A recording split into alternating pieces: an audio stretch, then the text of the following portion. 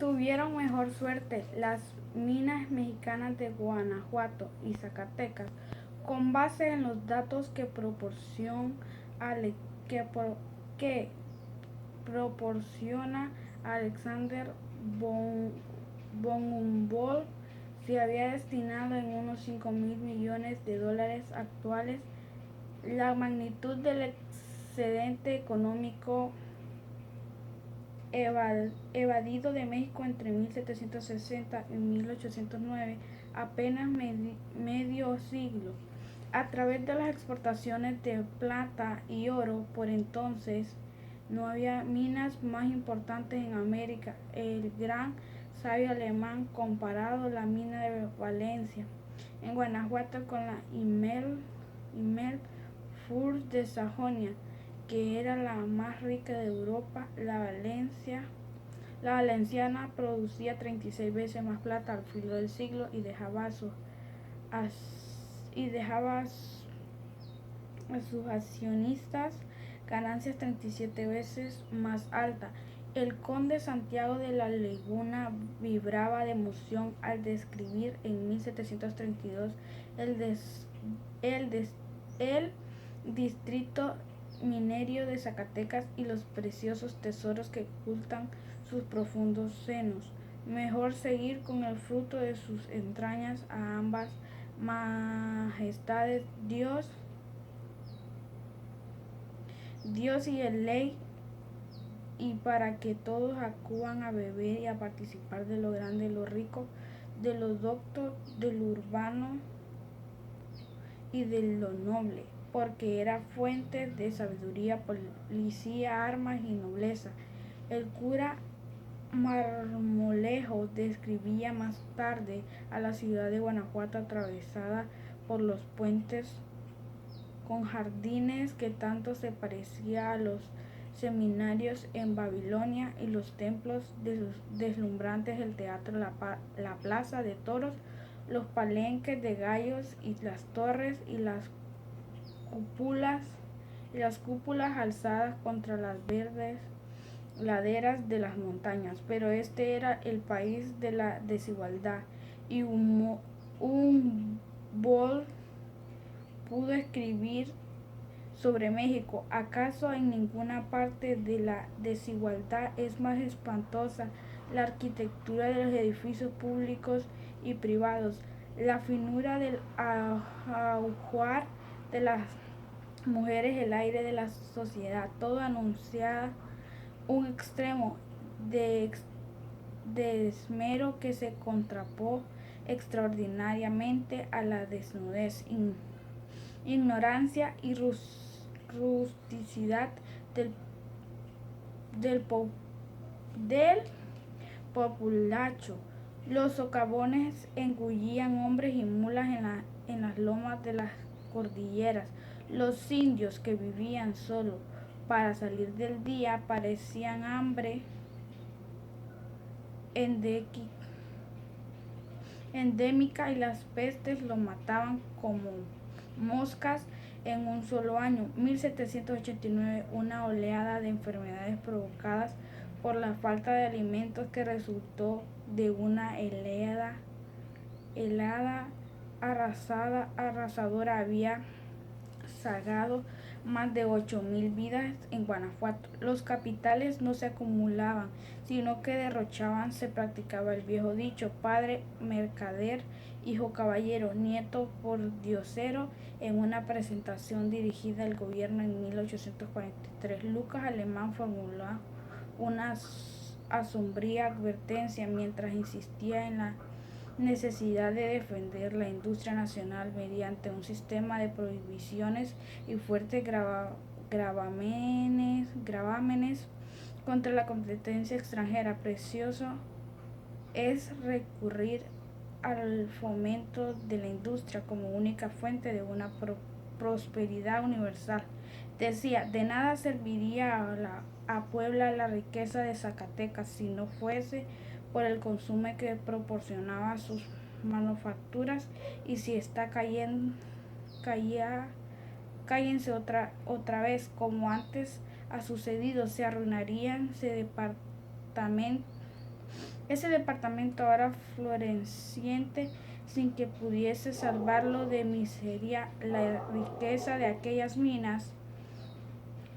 La profecía resultó certera. En nuestros días, Zacatecas y Guanajuato ni siquiera son las ciudades más importantes de sus propias comarcas. Ambas languidenses, rodeadas de los esqueletos de los campamentos de la prosperidad minera. Zacatecas, Alta y Arriba, vive de la agricultura y exporta a mano de obra hacia otros estados. Son bajísimas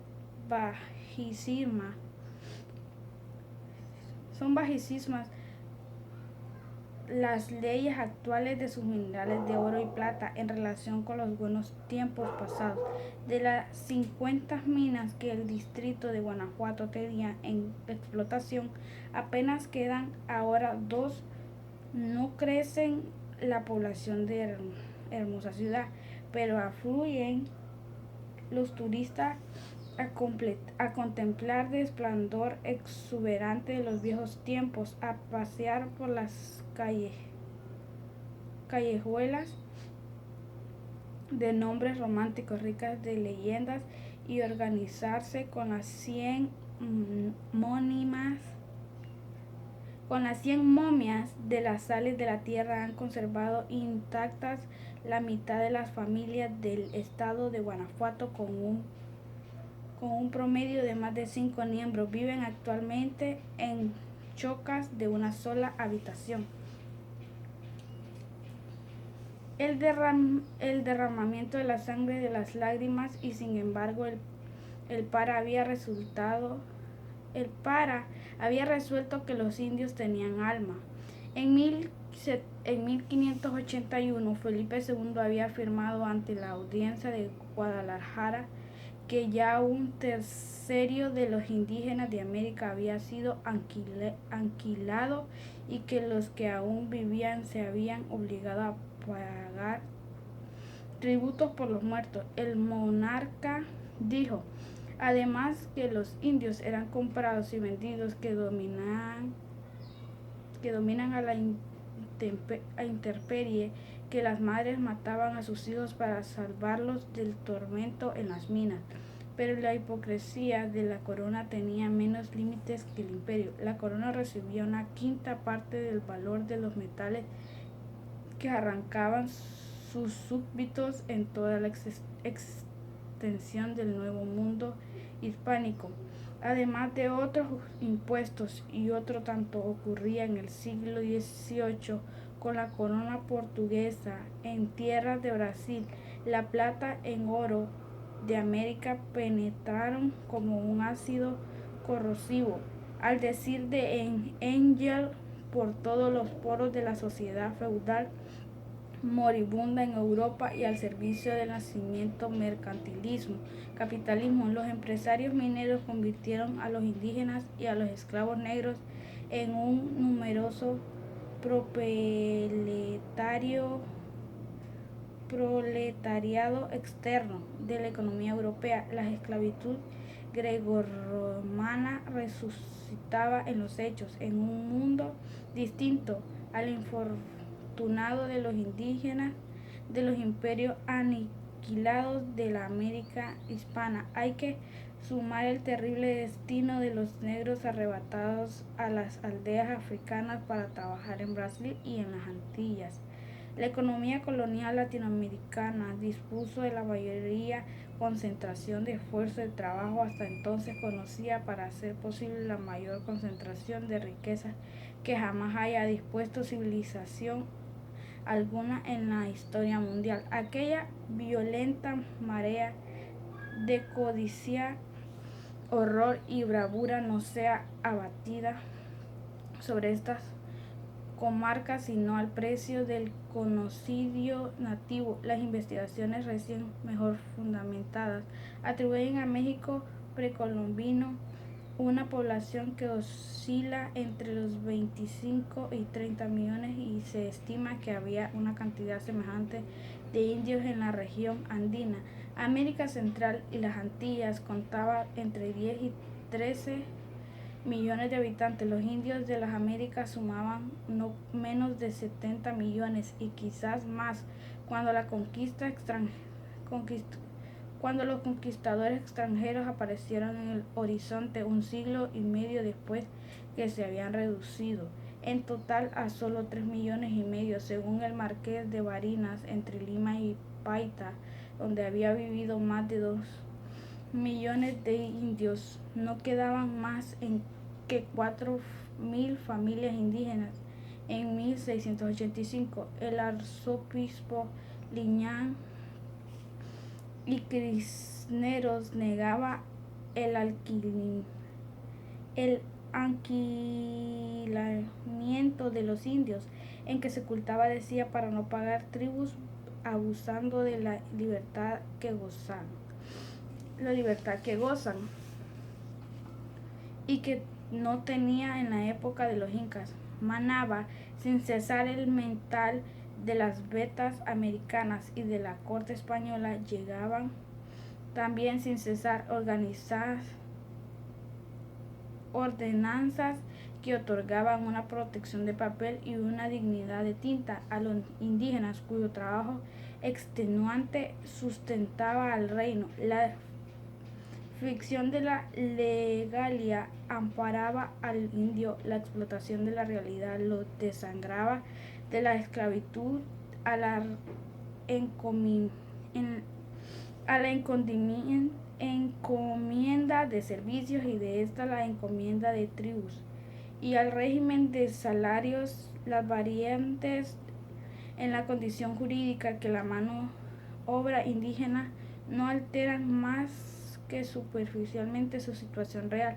La corona considera en tantas necesaria la explotación inhumana de la fuerza de trabajo aborigen, que en 1601 Felipe III dictó reglas prohibiendo el trabajo forzoso en las minas, y simultáneamente envió otras instrucciones secretas ordenando continuarlo en caso de que aquella medida hiciese flaquear la producción.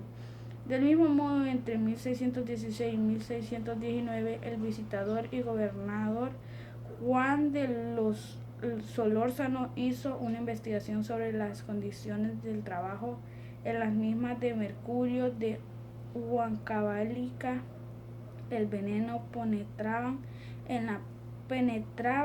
en la pura médula, debilitando los miembros todos y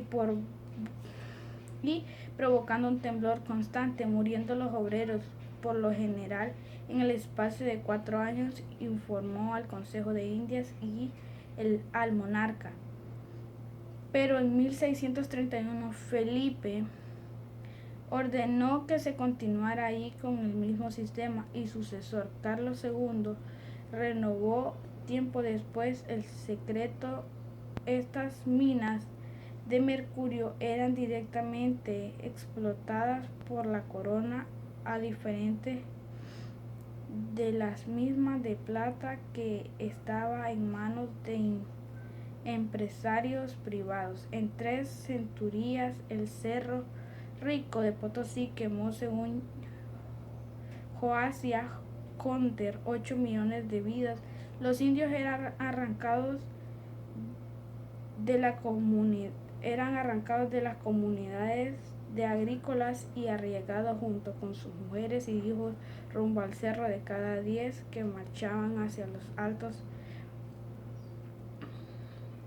altos páramos, el lado siente no regresaban jamás. Luis Capoche, que era dueño de minas indígenas, escribió que estaban los caminos cubiertos, que parecían que se mudaba el reino. En las comunidades los indígenas habían visto volver muchas mujeres afligidas con sus maridos y muchos hijos huérfanos sin sus padres, y sabían que en la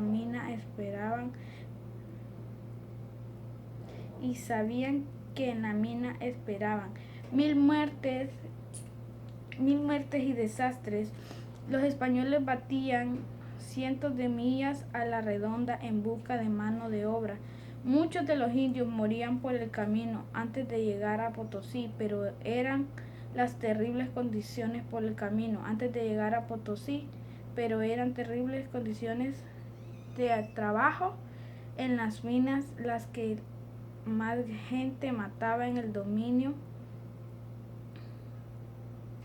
En el dominico Fray Domingo de Santos Todas denunciaba el Consejo de Indias en 1550, a poco de nacida la mina, que Potosí era una boca del infierno que anualmente tragaba a indios por millares y millares, y que los rapaces mineros trataban a los naturales como animales sin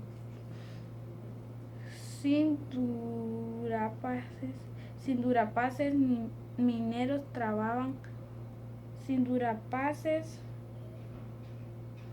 sin dueños, y Fray Rodrigo de Loaiza diría después: estos pobres indios son como las sardinas en el mar, así como los otros peces persiguen a las sardinas para hacer presa en ellas y devorarlas. Así todos en estas tierras persiguen a los miserables indios. Los caciques de las comunidades tenían la obligación de reemplazar a los mitayos que iban muriendo con nuevos hombres de 18 a 15 años de edad. El corral de repartimiento donde se adjudicaban los indios a los dueños de las minas y los indígenas, y los ingenios, una gigantesca cancha de paredes de piedra, sirve ahora para que los obreros jueguen al fútbol. La cárcel de los mitayos, un informe montón de ruinas, puede ser todavía contemplada a la entrada de Potosí. En la recopilación de las leyes de Indias no faltan decretos de aquella época estableciendo la igualdad de derechos en los indios y los españoles para explotar las minas, y prohibiendo expresamente que se lesionaran los derechos de los nativos. La historia formal, la letra muerta que en nuestros tiempos recoge la letra muerta de los tiempos pasados, no tendría de qué quejarse, pero mientras se debatían en legados infinitos la legislación del trabajo indígena, y estallaba en tinta el talento de los juristas españoles en América, la ley se acataba pero no se cumplía en los hechos. El pobre del indio es una moneda, al decir de Luis Capoche, con la cual se halla todo lo que es menester